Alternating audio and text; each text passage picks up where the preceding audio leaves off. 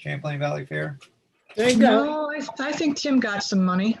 I Well, think we- everybody did. I think we're talking two different things. The grants, the stimulus grants the fairs got this summer that we have to Oh. pass on. Oh, We did receive, yeah. Okay, I thought the other one was okay. Let me interrupt this conversation to bring an important announcement. This is the Vermont State Senate Committee on Institutions. We are I thought you live. said it was an important announcement. I don't know how I get this humor on my committee all the time. Today is the 10th of February, 2021. We are going to have some conversation with all of the fairs today. Normally, they would, for you new committee members, they would bring us each a bottle of maple syrup. So I'm sorry that we are not actually in our committee room, but just so you know, the first one of you that gets back to the committee room, I believe there is still one of Senator Mazza's bottles of maple syrup in his drawer. So you might want to abscond with that when you get the chance. Oh, boy. I'll sell it to you, Joe. I'll sell it to you. Yeah, thanks. I could probably get it cheaper at Maz's store. Right, there you go.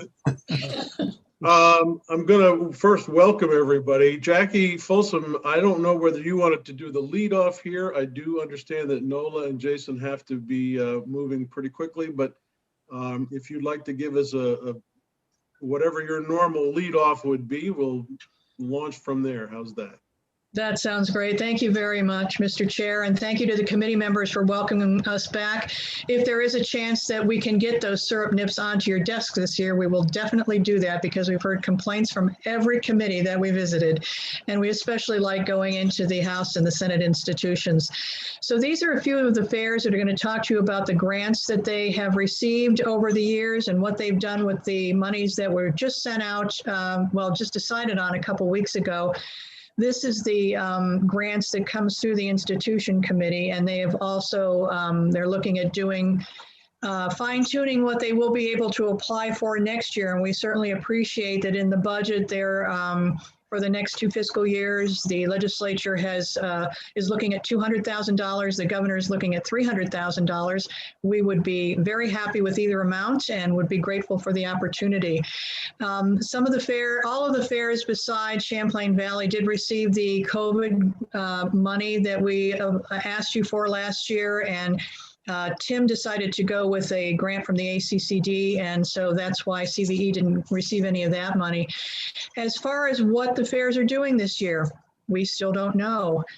We've been meeting with, I've had 2 meetings with Ted Brady from ACCD, also with Secretary Curley just this past Monday, and we've been trying to figure out if they're going to give us a date like the governor did last year, or if they're just going to, as they say, turn the spigot a little and try to leave us guessing. I know several of the fairs that are on are looking at some out-of-the-box types things, some smaller events, some weekend events, rather than doing the entire fair.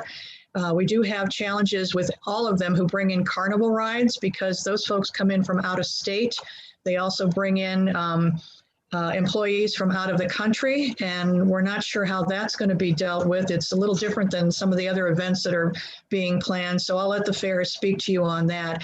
So we have Nola Gilbert from Franklin County Field Days here, and welcome Nola, and also Jason Sicard is going to be from Orleans County, and they'll be the 2 that need to go first. And so Nola, why don't you go and tell us about Franklin County Field Days and what they're using the grants for?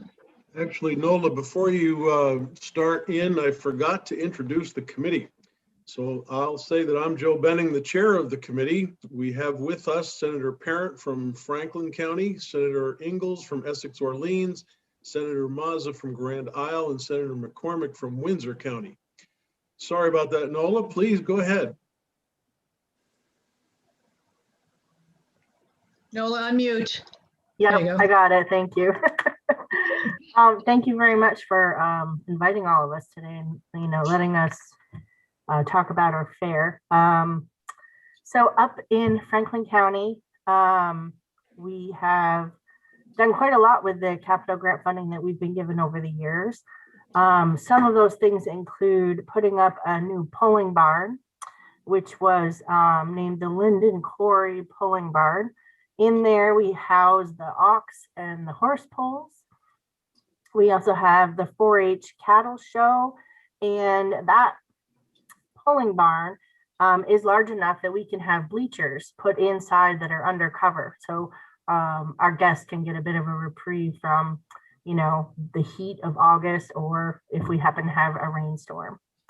Another project that we put up was we put up a new sugar house building. This is a building that is right off from Food Row, and it houses the Franklin County Sugar Makers Association. It gives them probably a third to a quarter of the building.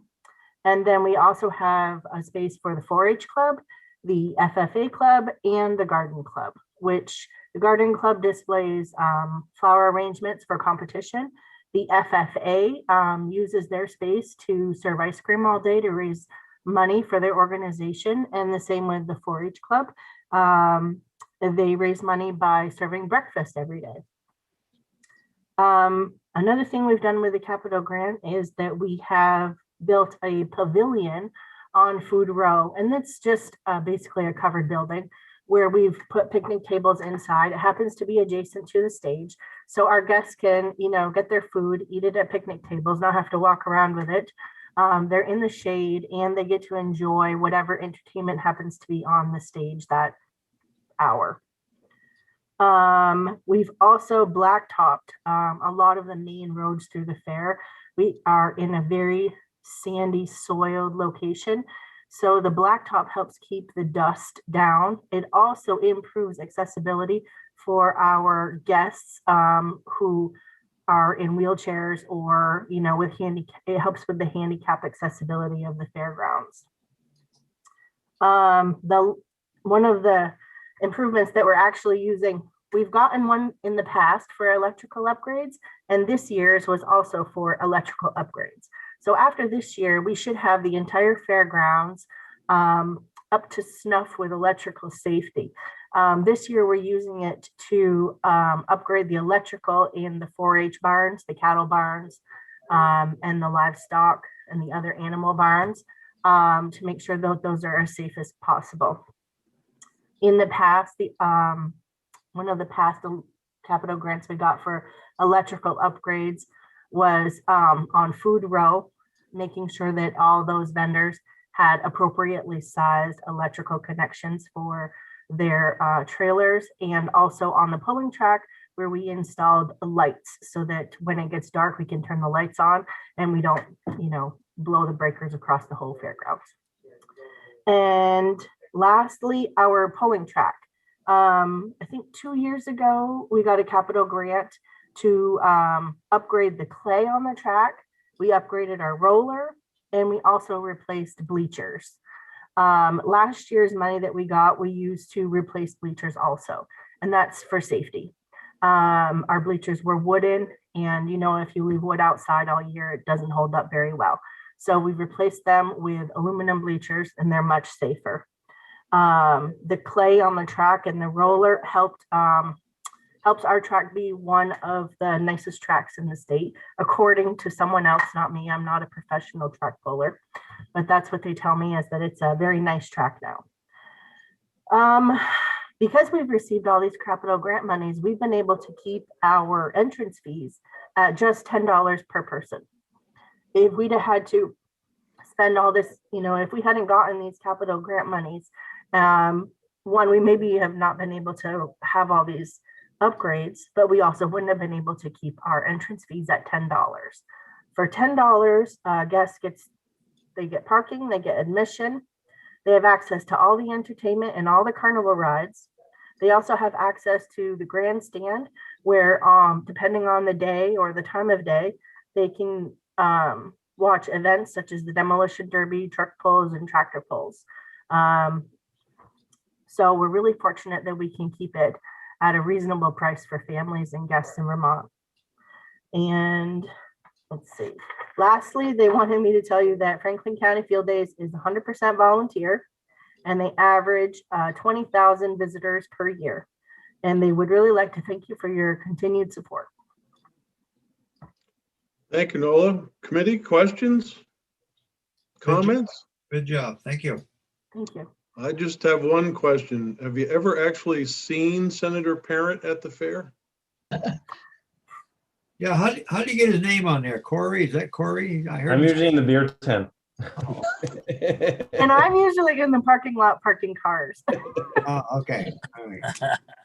Senator McCormick? Thanks. I guess I got the same question for each fair. How much did we give them last year and what are we giving them this year?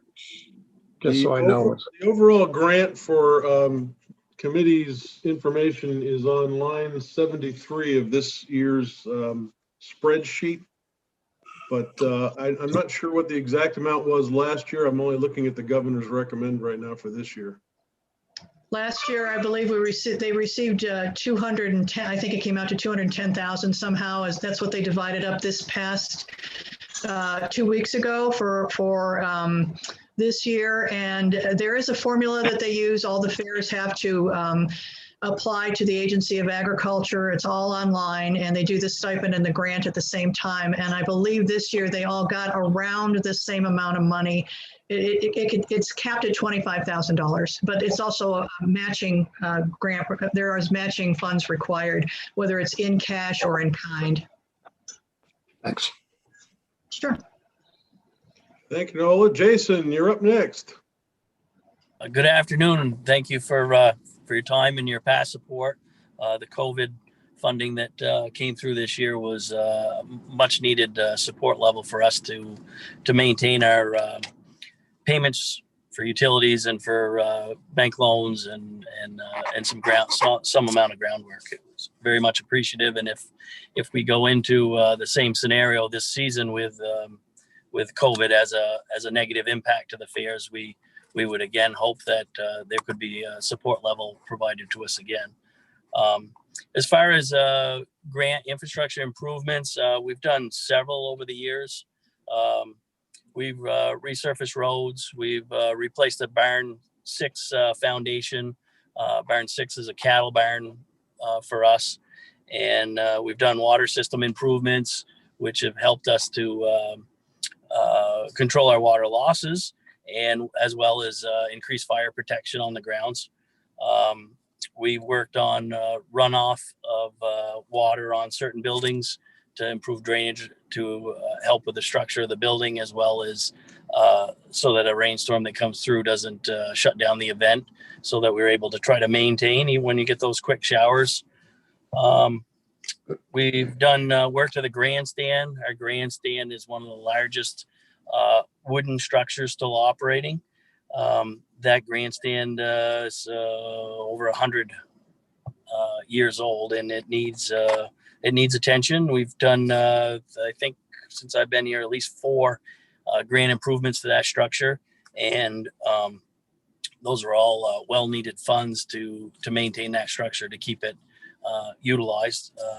The structure holds 2,500 people, and we usually fill it every year, which is a great time to see that many people all in one location, and I hope we can see that soon.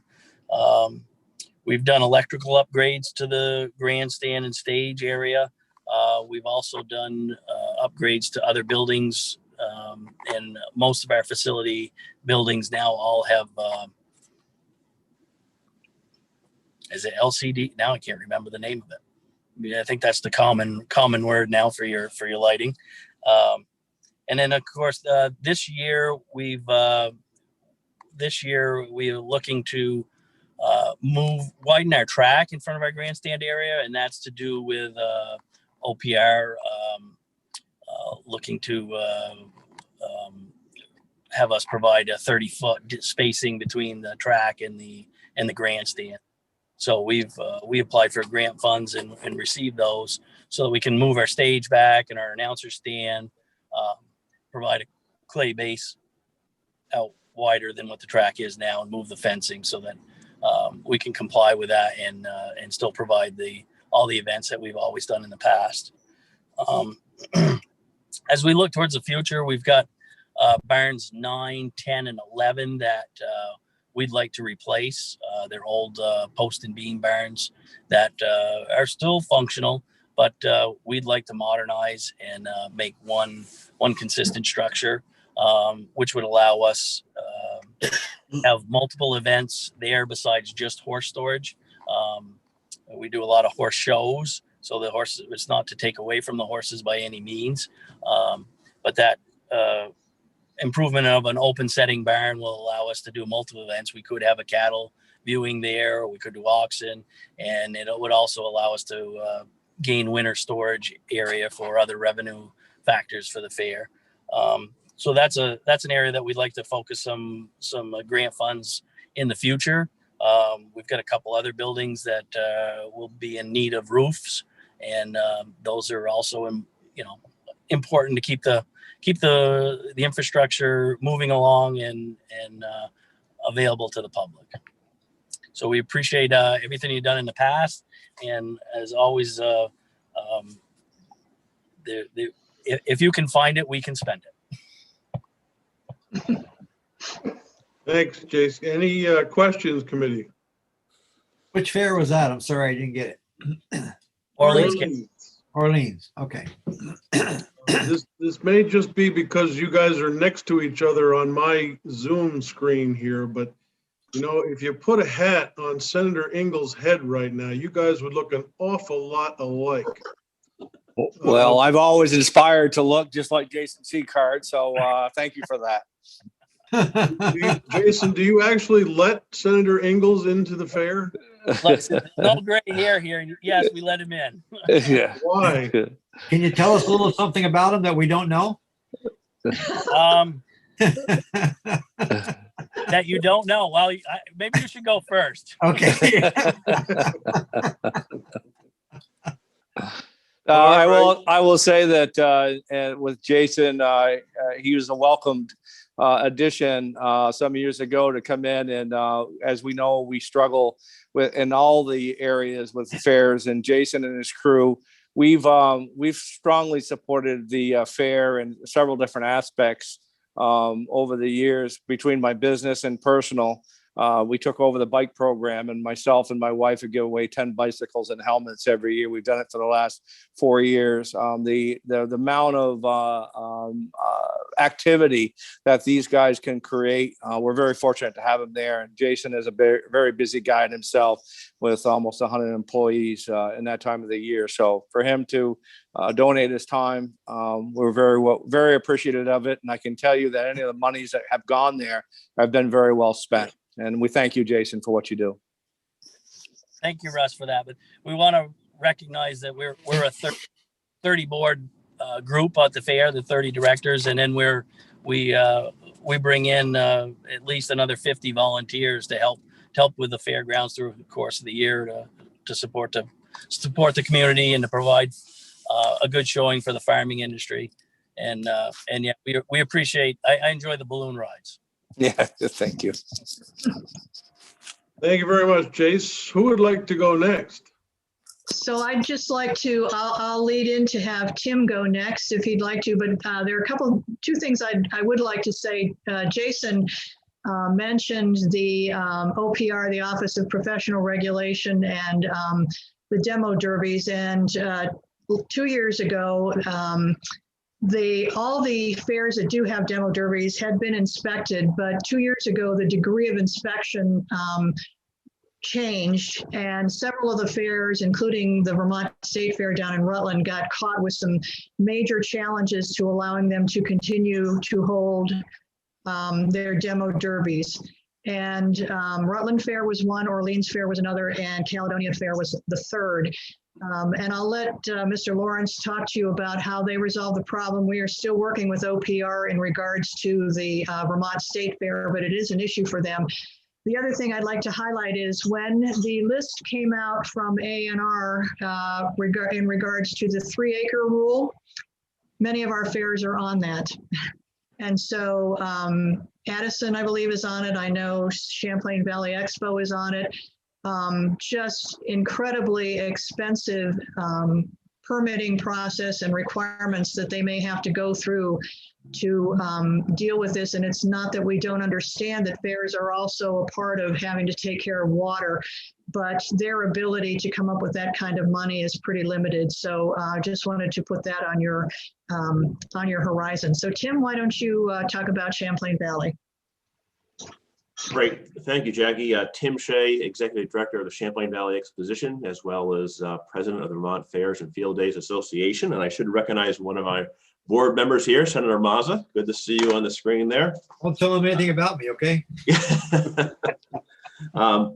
Before I go through our list of our capital projects here, that 3-acre rule, I think we have 36 acres here at the Champlain Valley Expo. And the dollar amount to fix that is, overwhelming. So it's something we're mindful of, and we'll have to work through, as Jackie said, but it will not be insignificant in the cost to address it. The common theme here is obviously infrastructure, and listening to my friends here at other fairs, very similar projects. Over the years, our two big, what we call our expo buildings, we've converted all that lighting to LED using grant dollars, but matching those grant dollars with Efficiency Vermont rebates, as well as our own capital funds. So we pool these resources and really stretch the dollars that we receive from you folks, because otherwise we'd not be able to do these. And we've done them over several years, not just our internal lights, but we have, as we all know, a lot of external lights as well. And again, through Efficiency Vermont dollars, matched with capital dollars, grant dollars, and ours, we've been able to make significant reductions in our electric utility bills over the years. Grandstand repairs, each year we kind of chip away at making some repairs. This past year, we used our grant dollars. The fire inspector had come through and said that our grandstand never had a fire alarm system in it. And they determined that if we want to continue to use the grandstand, we would need to have a fire alarm system installed, which we did. We kind of took our time last summer because no events going on, and that we now have an up-to-code fire alarm system in the grandstand that we hope to use this year. Like other significant electrical upgrades over the years from our food concession area, so much of this infrastructure we're only using for 10 days out of the year, but it needs, for obvious reasons, it needs to be up to code. So each summer the electrical inspector comes through and we have a multi-year plan as far as what needs to be addressed. And from our food concessions, from our campground area, we've done a lot of work out there to bring that up to code. As these campers and RVs get more sophisticated, they need more consistent power. And again, we've made some upgrades that would not have been possible without the support that we received from you folks. And there's kind of a catch-all building repair. We have a lot of roofs around here, a lot of old roofs around here that continually need to be repaired and replaced.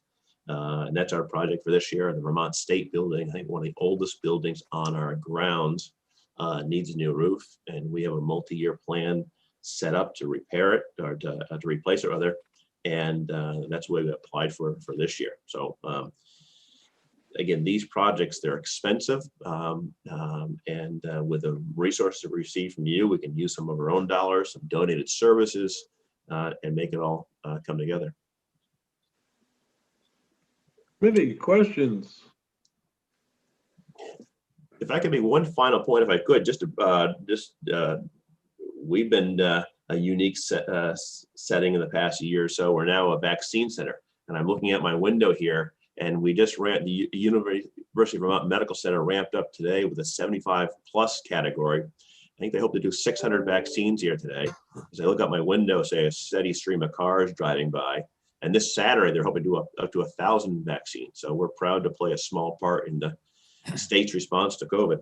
It's the best area in the Champlain Valley area, Chittenden County, because the parking is available. And I might add, the fair did a great job setting it up and getting it ready. And but it's providing a good access for the shots, and people really like it because, like I said, you drive in, you park, you're in, you're out. And it's been a very, thank Tim for that.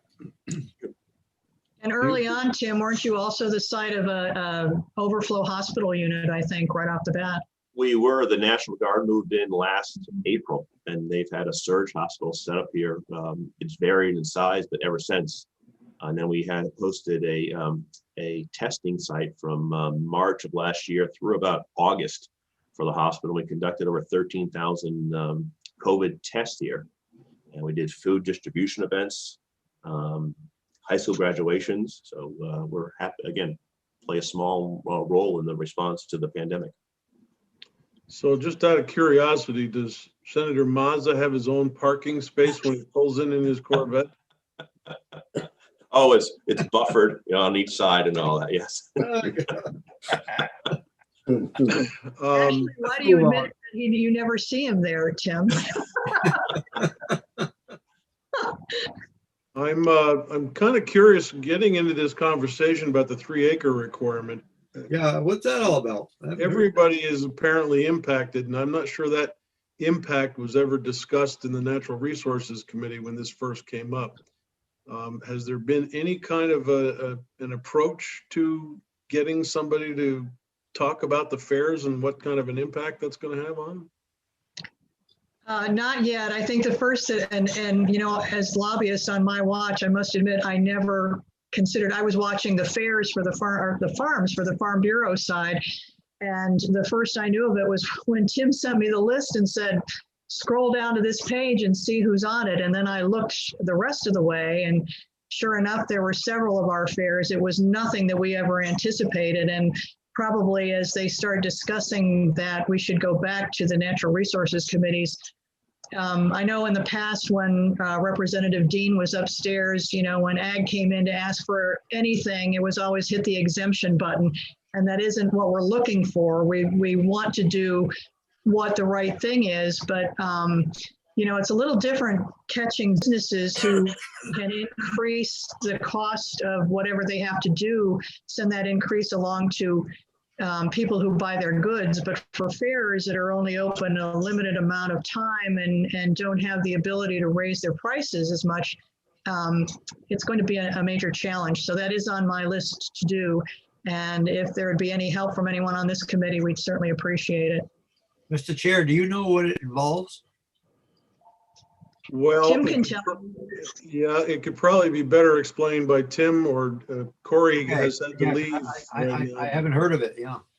Well, it's an Yeah. environmental impact situation that involves basically anybody with 3 acres or more, but Tim, I don't know the particulars. Yeah, and, of impervious waterway. So if you have roofs or parking lots where your water is not going in to be treated into stormwater, you need to treat that acreage. And I think we have 36 acres of it here. My God. And it's estimated, these are ballpark numbers, could be up to $50,000 per acre to fix it.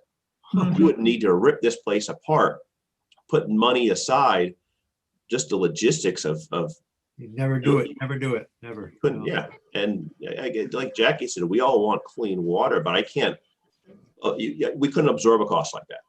Wow. You couldn't borrow the money for it. You can never pay it back. And we're not alone. Campgrounds, ski resorts, schools. It's if you look at it's a long list. I think Addison is that it? Or no, I'm sorry, the Vermont Fair in Rutland is on it. Vermont State Fair is on it. Diane, maybe are you on it? Do you know? I think you are on it, yeah. So what they did, it's the Lake Champlain side, but you know, once there is a list that will be coming out, I don't know how soon, that will catch the other basins. And at that point in time, I would imagine that Orleans and Caledonia and the fairs along the Connecticut River will be caught, and somewhere Tunbridge will be too. You know, I think the challenge with that legislation was that it's more of a one size fits all, and it just was, this is what you're going to have to do, and this is what you're going to have to spend. And somewhere along the line, I think it might need to be tweaked a bit to go by size or by, you know, I don't know how you would tweak it to make it fair, but certainly it isn't fair to the fairs the way it's come out, because they just can't absorb you know, not being open last year and trying to make do with some smaller events, as well as with the generous money from the CARES fund. And not knowing what's going to happen this year, it's a real challenge for these folks on that side of the mountain that are in the Lake Champlain Basin and are looking at that impervious surface rule. Well, I'm not sure how to get that conversation started, but I do anticipate a severe problem for all the fairs. And I'm not sure anybody on Natural Resources took that into account at the time that this was being done. But Okay, Tim, I forgot to ask you, does Jeff Bartley work for you now? He does, yes. He's a valued employee.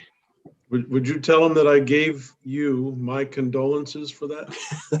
I'll convey that message to him. Yes, thank you, Senator. Thank you. He was our select board member in Colchester up until a few months ago that he moved out of town, and we lost him. Very, very good board member, and we miss him a lot.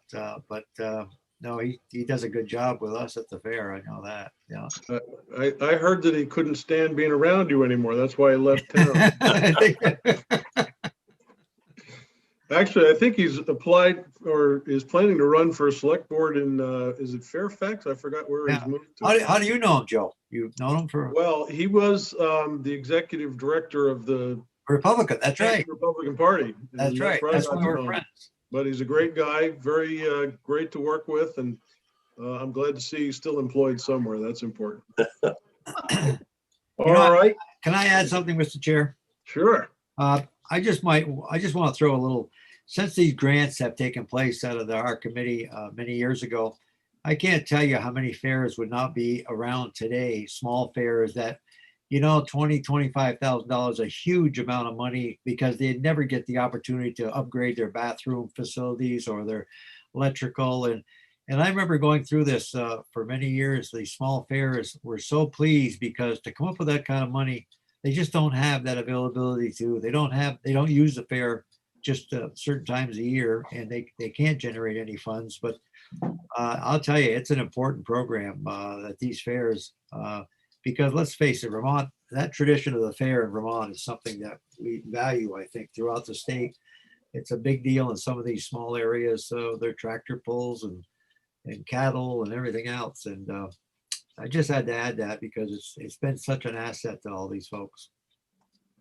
Well, it's very true, Dick, and I think it is incumbent upon us to help them out with this major expense that they all possibly have coming down the pike. We probably ought to have some conversation about trying to figure out a way to get them a break in that setup, but that's a It doesn't affect Addison. It doesn't affect Addison County because the chair is from there. Maybe it doesn't affect that fair. It doesn't affect.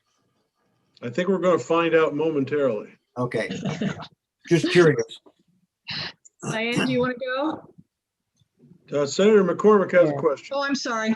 Yeah, let me just say, you were talking about the Natural Resources and Energy Committee, Oh, there you go. which I serve on. I'll raise the issue with the chair that we should look at the fairs.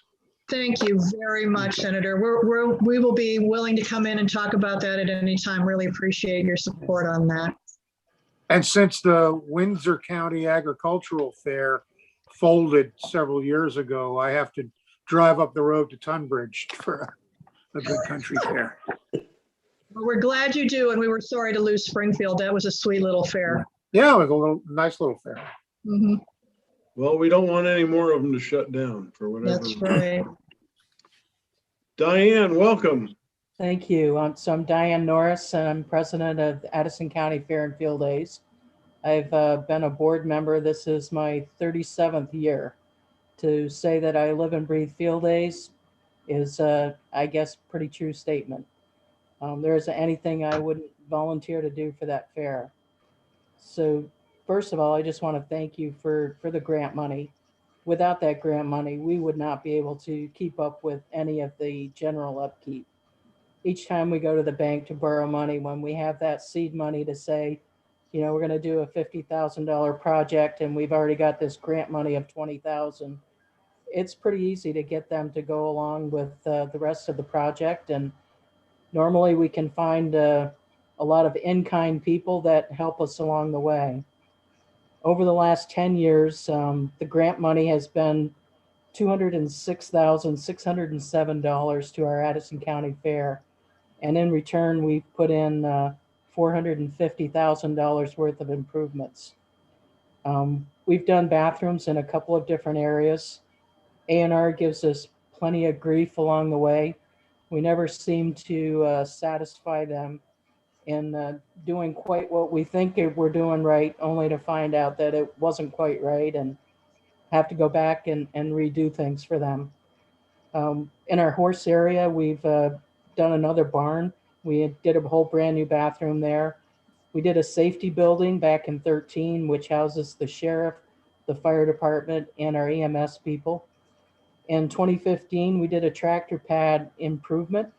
That year, we ended up with a $25,000 grant, and that project actually turned into being about a $70,000 project, of which all but $5,000 of it was volunteered in, from Carreras doing the concrete to the guy who did the engineering, did all of his stuff, all pro bono. And, just the support that we have for our fair is just tremendous. In 2016, we did a new office and maintenance shop. In 17, we did a camper line upgrade. So we now have power and electric for, I believe, 147 campsites, of which we normally are full fair week all the way through. In 2018, we did an electrical upgrade. I don't know if you're aware, but the way the power company figures out our power bill is they take the day that you use the most power and they put you in a certain grade, which for most fairs probably puts us in a commercial rate. So we're stuck paying a commercial rate all year long, even though we only use that power for 5 days. So they told us a way around that was to install meters on different poles to keep us below that rate. So we did that in 2018, and this is the first winter we're actually seeing the advantage of that. And that's about a $900 a month savings for us. So it was a $21,000 grant money that we used for a $40,000 project, and it's paying us back at $1,000 a month right now. So kind of every time we use money, we try to make sure that we have a good way of paying it back and that it comes back to help us. The CARES money this year, I'm not quite sure what we would have done without it. We did borrow money prior to getting the CARES money, so we were able to pay our loan off, but that allowed us to pay our monthly bills and stay current. All of our buildings are full of winter storage. That's about a $60,000 income for us. So with the CARES money, and we also did 2 rounds. We're on our 2nd round of PPP. We have 2 employees, and although they only work in the summer, we prorate their salaries so that they're paid over 12 months. So we have their salaries to pay for each month. So with the PPP, we were able to get money for that. And I guess at the end of the day, we do 5 days of a fair. I think it takes us 4 days just to break even. And on the 5th day, maybe we can show a profit. And if Mother Nature rains on us that one day, then we're just breaking even. And if Mother Nature rains on us 2 days, we're in the hole. And normally in the hole for us for one day is somewhere in the 50 to 75,000. Normally it takes us 6 or 7 years to pay that back. So if you think your grant money isn't important, I just want to make sure you know that we just don't have a fair without the grant money. We really don't. We're able to keep our buildings looking good. Our grounds look nice.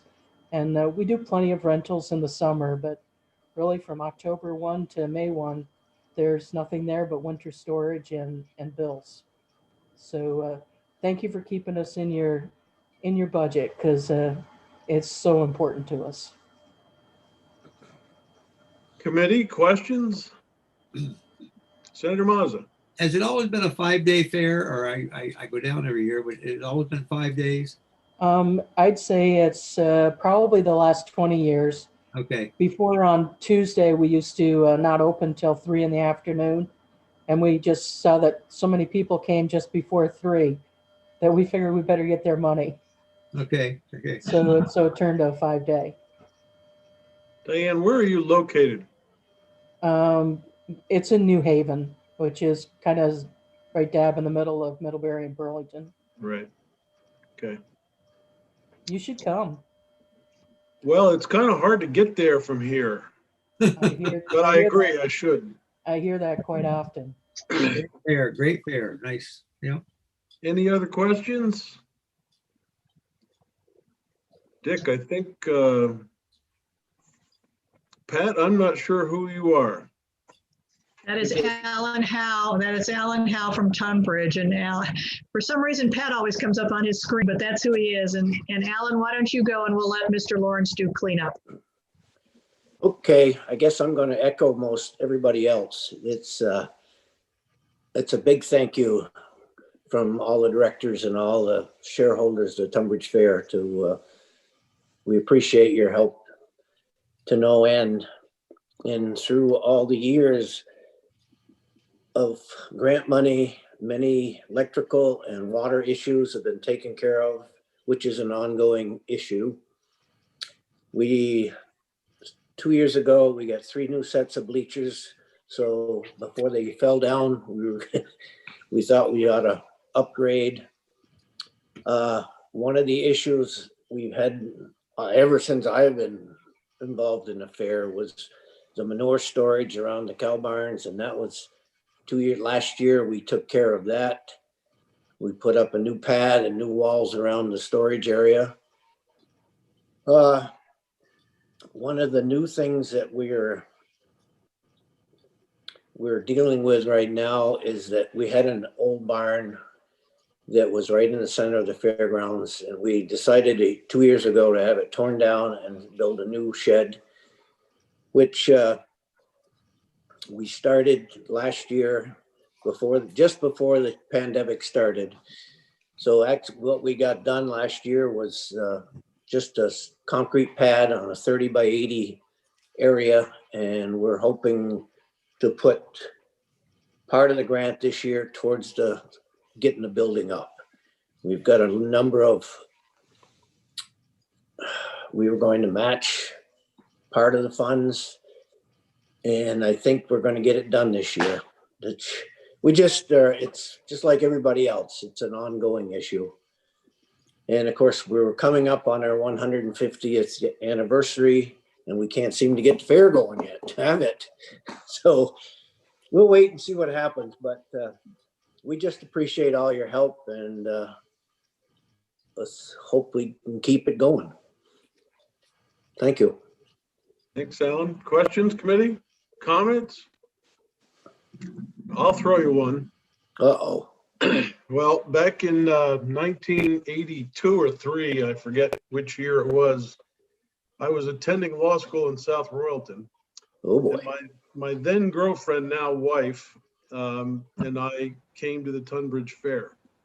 And as we were walking around, there were these 2 individuals in front of us, clearly had guns underneath their coats.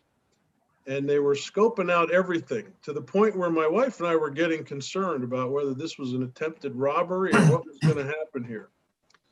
So I found the nearest uniformed officer and I said, I don't know what's going on there, but you might want to keep an eye on those guys. And a little while later, I saw all 4 of them laughing together because those 2 guys were actually undercover cops that were. So much to our embarrassment, we were trying to do the good thing, but that's a great fair. I do like going to Tunbridge. You're fairly easy to get to in comparison to Addison. Senator McCormick. Yeah, you folks put on a great fair every year. The best charcoal roasted corn on the cob you can get any place. Just one example. Back in the old days, Tunbridge Fair had a kind of rough and tumble reputation. And there's still a few old guys who complain they ruined it. But for the most part, it's a great fair. Orleans was the same way. The old beer tents were pretty popular back then. They were. Representative Lawrence, I believe we come to you. We have. And again, I would echo the thought that you've heard from every fair is the support that we get is just so important for the future of our fairs. You questioned earlier, what does the average fair get from the grant money? I think we're near the top of what is allowed each year because of the size of the projects that we try to do. But I would say between 20 and 25,000 is the total amount that Caledonia receives pretty much on an annual basis. One time there were less participants and we got a little more than that at that point. But this last year we got $21,000 for a antique pavilion, On the first part of it, they retained 10%, so we got another $2,100 or thereabouts. So the total amount would have been somewhere in the $23,000 that we got for our last year's project. That is pretty consistent with what we've got over the years. A little bit depends on the size of the project. We're fortunate in having a lot of community support, and I can't emphasize that enough. We have 65 so-called major sponsors that help us each year, and we're in an area that is not known for having a high standard of living, and that is just great support as far as I am concerned. But equal support is the money that we get for the grants and the stipends as well. So this last year, I told you we built a antique pavilion. I have a picture here, and I'm not sure it's going to work, but I'm going to try it. So I'm going to hold this up, and is that visible at all? And I'm not sure that. Yep, it is. Okay. Well, this money a lot of this money came from an estate that we were the benefactor of. And I mentioned that for this reason.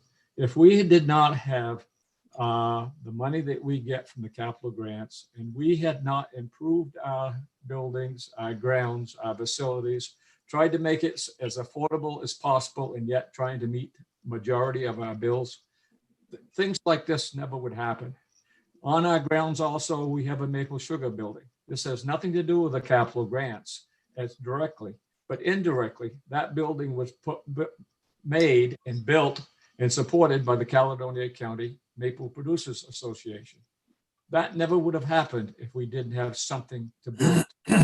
That's what this program offers, in my mind, is we get some little seed money. We take that seed money, we try to get a sponsor to go along with whatever project we're doing. And then we have to finish it up with monies for the fair in order to finish the product. It's something that you can't, unless you're part of an organization. It's hard for you to visualize how important this to us. So what have we done in the past? We've done the same as many things I've mentioned. 2 years we've spent water improvements. Our fair is celebrating its 175th birthday this year, if we have good luck. The grounds have not had water improvements on them since the 1930s. And if you can imagine pipes that were in since 1930, you're consistently repairing. We have 85% of our fairgrounds done. We just didn't have enough to finish the whole thing. We've done the same thing with electrical. 2 years we have taken the capital grant and did different projects on our fairgrounds to upgrade our electrical system. A few years ago, a new law came into effect that said no overhead wires where public is involved. Well, we had overhead wires at Caledonia County Fair that were installed in the 30s and 40s and probably hadn't been changed. Our way of life now has changed. Most of it is underground, and it's because of the capital grant to help fund that. We have done other things. We've put in bathrooms, as other people have discussed. We have done road upgrades. Our entrances to the fairgrounds has changed in two major ways. The main entrance has not changed, but the back entrance and the cattle entrance have changed. Why do I mention that? It's a better access to the people that come to be as our guests, and we must compete for those guests against other organizations and entertainment that's out there. And as these roads make it safer for people to get in, and it makes it safer for the pedestrians that are there. When you run a fair on volunteers, as most of us do, you have to do your best to make sure that they are in the right place at the right time to do the right thing. And it's very hard to fire a volunteer. But sometimes if you don't give them the proper training and give them the opportunity to be able to react positively and safely, bad things could happen. And we don't want that to happen to any of our fairs. So again, I thank you for your support. Have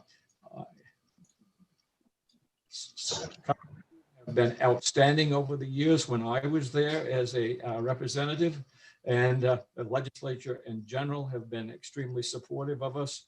And I just thank you for that, and invite you all to come to this year's. We're going to have a 175th anniversary one way or another.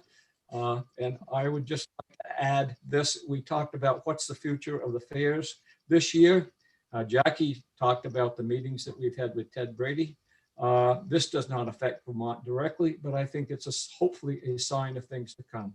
Today, I got an email of what New Hampshire was doing. And New Hampshire has put out a several-page document saying, if you're going to have a fair this year, these are the guidelines you're going to go by. There was nothing there that we haven't heard of before. The 6-foot distancing, the masks, being sure that you have plenty of wash stations available. But it was a document that is something to build upon.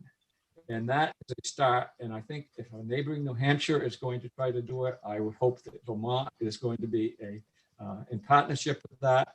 And I'm sure with adjustments, and I say with adjustments, we will have a successful 2021 fair season. Thank you, Senators, and for listening to us. And any other questions, I'm sure Jackie will get back in touch with us if we can help you in the future. That picture that you showed us, Mr. Lawrence, of that building, that wasn't Senator Benning's picture on that building, was it? I mean, I just didn't know. No, but we would be glad to have Senator Benning's picture on that. if Oh, he was willing don't to. tell him that, please. Oh, boy. Now, this was given by the Death family. The Death family gave us a substantial sum, over $100,000. Wow. To build this building. It's the biggest one-time gift that we've ever received. But a reason I mentioned that and tried to mention it earlier, Senator, was it's because of programs that you have supported that got us to the point where we can get recognized and accept such gifts as that. That building, before it gets done, will have about 155,000 in it. Wow. It's gonna have to be a bigger building if you keep on telling the chair that you're gonna put his picture on. I made a mistake. I apologize. Has it been named, Dick? Has it been named? That has been named the Wallace and Marjorie Death Pavilion. It should be the Mr. Nice. Lawrence building. My Yes. committee would suggest renaming it to the Death of Benning family. Do you miss being a legislator, Dick? I miss the people, the process. Sometimes I don't miss it all, but sometimes it was very educational for the time that I was there. I certainly had a good time, but it was also time to let younger people do the job.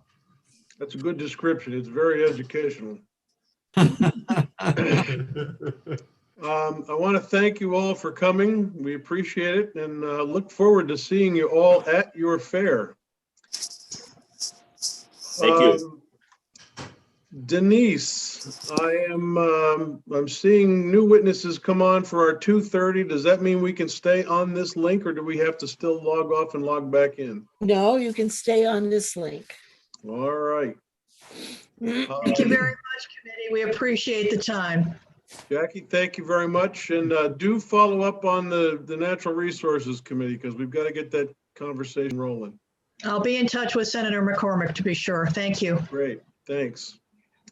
All right, committee, we're going to shift a little south and we're going to talk about the Eastern States exhibition, whatever you'd like to call it. Exposition. Exposition, where I have actually never attended and I really want to Oh, go. you should. I have just never had the opportunity Steven, I didn't leave.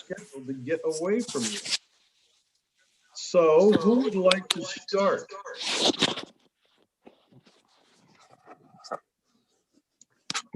Jeremy, welcome. If you could tell us a little bit about who you are and how you fit into this picture.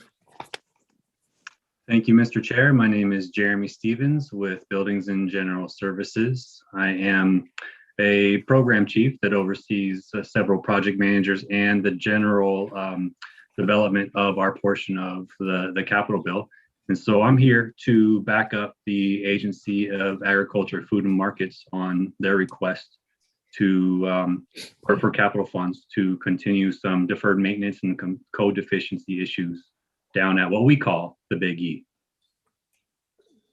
And I'm sorry, I just wanted to say one more thing. The Sure. Agency of Agriculture has a pretty nice intro set up And I believe Diane's here now, and we're going to support them from the bench, and happy to assist with any of the technicalities of the building, should you have questions on that. Great. Diane, I think that's been handed over to you for the continuing conversation. Welcome to Senate Institutions. Thank you, Senator Benning. My name is Diane Bothfeld. I'm with the Vermont Agency of Agriculture, Food and Markets, and glad to be with you today for Senate Institutions. Today, we're here to talk about the Vermont building at the Big E, the Eastern States Exhibition in West Springfield, Massachusetts. For those of you who may be new to this committee, it is a Vermont-owned building in West Springfield, Massachusetts. It's the Vermont building on the Avenue of States at the Eastern States Exhibition. Of course, that means it's one of 6 buildings: Maine, New Hampshire, our friends in Connecticut, Massachusetts, and Rhode Island are all there as well. So this building has been in place for many, many years. It's creeping up toward almost 100 years old.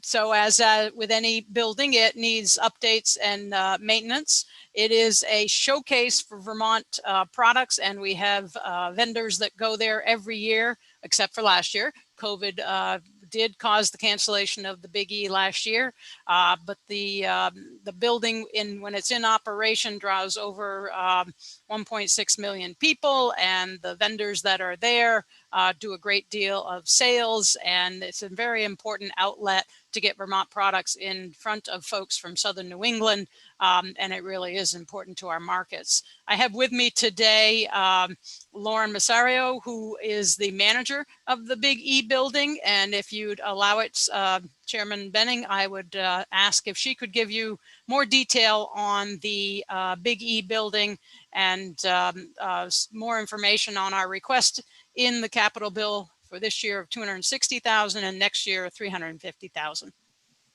Absolutely.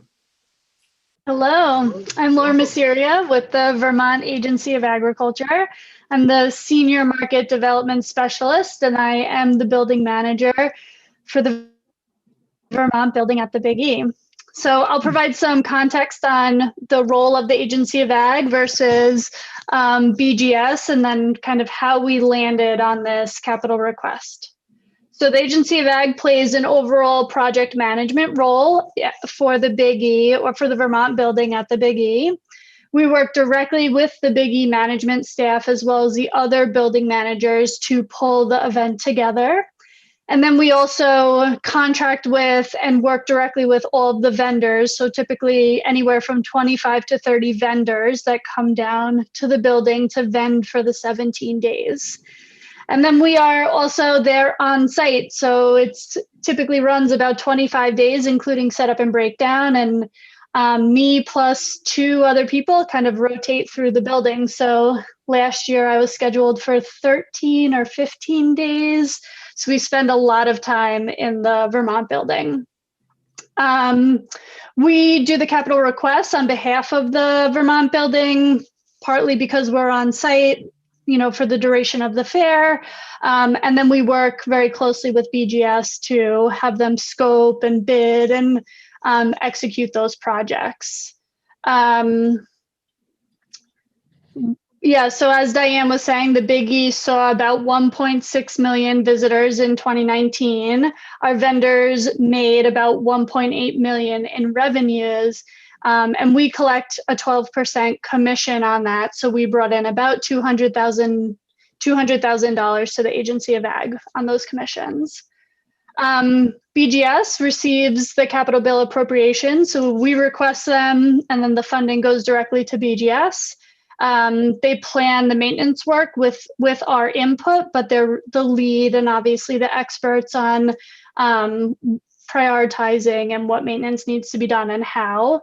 They secure the estimates, the bids, and any associated permitting for the maintenance, and then pay the invoices. And up to this point, they have taken the lead on the facility condition assessment and the code safety review with the town. So in 2018, BGS did a facilities condition assessment of the Vermont building, which assesses any deferred maintenance, and it's kind of like a punch list or a roadmap to, this has to be done in 2020, 2021, et cetera. And then in 2019, BGS performed a code search to identify any places where the building was out of compliance with local building codes. In 2020, BGS and the Agency of Ag did a walkthrough with the code enforcement officers and some of the other town officials. And they kind of let us know where we had to do maintenance or update our building to be in compliance with the local regulations. So we actually did 2 of those walkthroughs, the first a little less formal, the second a little bit more formal, where they told us exactly what had to be done. And so since, having this facility condition assessment as well as the code enforcement information, we have been working on prioritizing the various maintenance projects, cooperatively, Agency of Ag and BGS.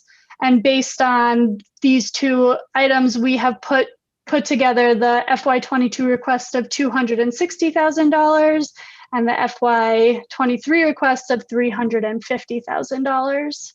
We're focusing on 3 areas of maintenance, so mechanical and electrical maintenance, which will include some water heater replacements, upgrades to the restroom exhaust fans, and the replacement of outdated electrical panels.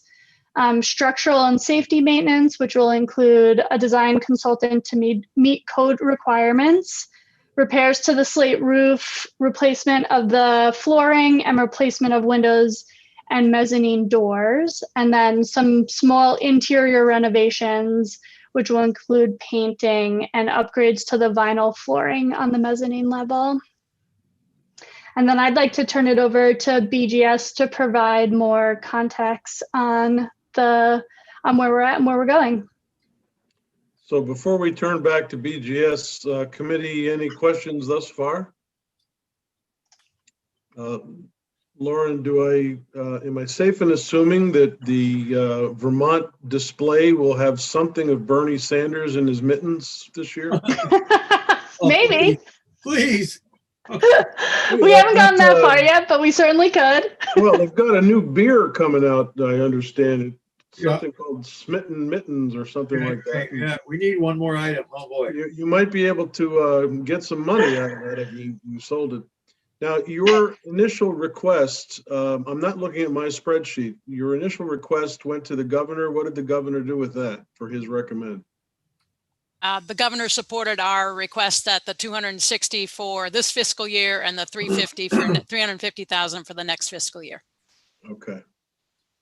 Do either of you end up in Senator Starr's committee for testimony at any time? We spend a lot of time with Senator Starr. Well, let me offer you condolences. And the next time that you see him, just let him know that we're working towards having a therapeutic program for anyone who has to testify in front of his committee.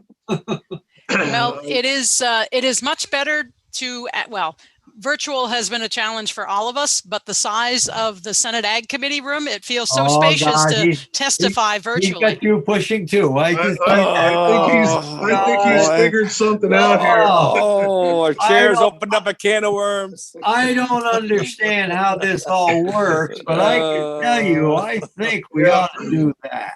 We're going to have a conversation with him tomorrow. I think he's planted somebody here for witnesses today. Oh, Maybe. Yep. Hey, we got to go talk to him about our budget in Senate Ag and also Senate Appropriations. So, Yeah, you got the double whammy. All right, Jeremy or Jessica, I'm not sure which one of you would like to pick it up from there. Mr. Chair, if I may, Lauren and Diane have done such a good job of presenting to you today, and I had a preview with the House last week. I don't really have much to add except that this is a really interesting facility with so many vendors. There's a lot of electrical panels. There's a lot of domestic hot water systems. It's not quite one for one, right? But a lot of needs for each individual vendor. And it's extremely important to this facility to maintain occupancy for even any duration, especially a short duration. It's important for these issues to be attended to so that we can keep this facility open. So through the years, this committee has been giving money to the Big E project for things like structural improvements. And I'm just wondering if any of you can tell us, over the past several years, there were some major structural improvements that I understood were being undertaken. And I don't know whether they've been completed or not. Does this ring any bells with any of you? I'm just trying to update us. Mr. Chair, I may just start. I have the shortest memory because I've only been here for not even 2 years yet. I will say that the funds allocated from the capital bill during the last biennium are still in process and underway. Some of that work has been completed, and there is a major structural component that is included in this biennium's request. Previous to the last biennium, I would ask others to jump in here. Yes, I guess I will pick that up, or Lauren may chime in as well. The roof did leak.